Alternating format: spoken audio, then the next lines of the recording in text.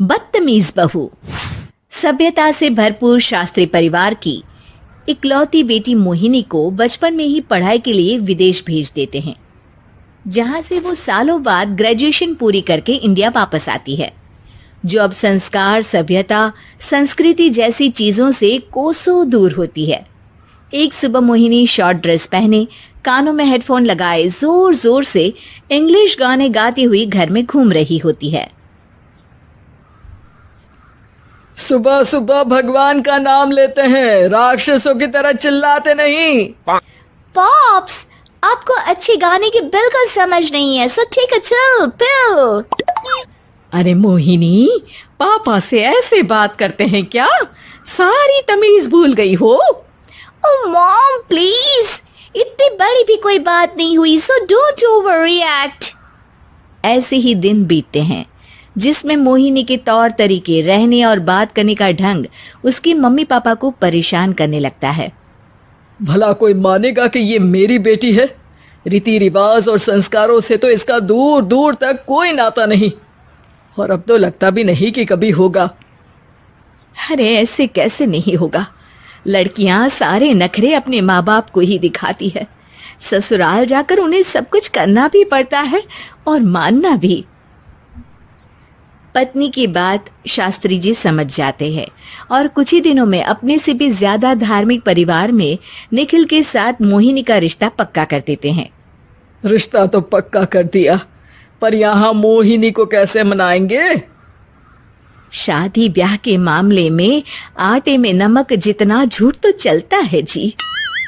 इसी तरह एक के बाद एक तिकड़म लगाते हुए दोनों मिलकर मोहिनी को शादी के लिए तैयार कर लेते हैं और मोहिनी निखिल की शादी हो जाती है, जिसके अगले दिन से ही मोहिनी दोबारा अपने पूरे अवतार में शॉर्ट ड्रेस पहनकर घर में घूमने लगती है। बहू को ऐसे देख सास की आंखें फटी की फटी रह जाती हैं।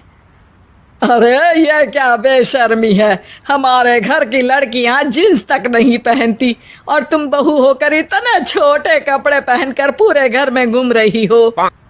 सीरियसली मॉम, प्लीज आप अपनी इस 80 के दशक वाली सोच में मुझे इंक्लूड मत करो। हाय तौबा, एक तो बेशर्मी दिखाती है, ऊपर से सास के साथ जुबान भी लड़ाती है। अरे जल्दी कपड़े बदल कर आ, घर की पहली आरती तुम्हें ही करनी है। इतनी देर में निखिल भी वहां आ जाता है। माँ पापा आने वाले हैं, पूजा का सारा सामान तैयार है ना? ये पूजा हमेशा मेरे बॉयफ्रेंड्स के पीछे पड़ी रहती थी और अब हस्बैंड के पीछे भी आ गई। मोहिनी की बातें सुन सास तो अपना सिर पकड़ लेती है, लेकिन निखिल किसी न किसी तरह उसे पूजा के लिए कन्विंस करके कपड़े चेंज करने के लिए भेज देता है, जिस पर पूजा खत्म होने के बाद वो एक बार फिर अपनी शॉर्ट ड्रेस में आ जाती है। बहू, ये क्या तरीका है? संस्कार नाम की कोई चीज है या नहीं? नहीं ससुर जी, संस्कार मेरा दूसरा बॉयफ्रेंड था, अब तो मेरा उससे कोई कांटेक्ट नहीं है। मोहिनी का जवाब सुन के ससुर तो भगवान नाम जपते वहां से चले जाते हैं, लेकिन सास बहू के बीच कहा सुनी फिर शुरू हो जाती है, जिसे इग्नोर करते हुए मोहिनी घर से बाहर चली जाती है और देर रात घर वापस आती है। मोहिनी, मैं जानता हूँ कि तुम विदेश में रही हो और तुम्हें वहीं की आदत है, पर यहाँ चीजें कुछ अलग है। अगर तुम उस हिसाब से कुछ एडजस्ट कर लो तो सबके लिए सही हो जाएगा। I am not in a lecture mood. Good night.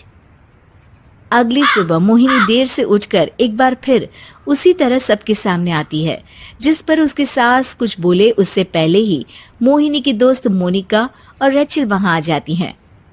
Oh hi darling, how are you? OMG, we missed you so much. I missed you too darling. Ram Ram, इन्होंने तो तुमसे भी छोटे कपड़े पहने हैं।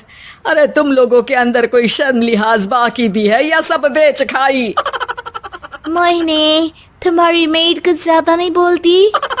इस पर मोहिनी की दोस्त उसकी सास का मजाक बनाने लगती है, जिसे सुन निखिल उन्हें जवाब देते हुए कड़वे शब्द सुना देता है और वो सुन के वो दोनों तो मुंह बनाए वहां से चली जाती है, लेकिन गुस्से से लाल मोहिनी वहीं खड़ी निखिल को घूरती रहती है। घूर क्या रही हो?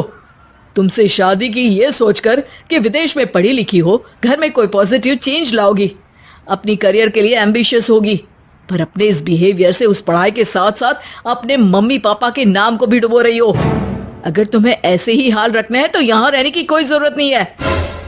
निखिल की बातें सुनकर मोहिनी रोते हुए घर छोड़कर अपनी मम्मी पापा के पास वापस आ जाती है। ससुराल में सब कुछ ठीक तो है? वो अपने आप को समझते क्या है? मोहिनी पर चिल्ला रहे हैं। मैं क्यों उसके इशारों पर चलूं? मैं अपनी लाइफ अपने तरीके से जीना चाहती हूँ और वो ना आप लोगों को मंजूर था और ना ही उन्हें है। तुम यहाँ नहीं रह सकती। अपने पापा की बात सुन के मोहिनी हैरान रह जाती है। हाँ, तुमने बिल्कुल सही सुना। अगर तुम्हें अपने इस घमंड, बेशर्मी और बदतमीजी में ही जीना है तो तुम यहाँ भी नहीं रह सकती। बेटी, मैं मानता हूँ हमारे यहाँ रीति रिवाज बहुत मायने रखते हैं और हमने उन्हीं के ओवरडोज से बचाने के लिए तुम्हें विदेश भेजा था। एक लड़की जो शादी करके घर और बच्चे संभालती है, उससे तुम अपने आप को ज्यादा समझ सको इसके लिए भेजा था।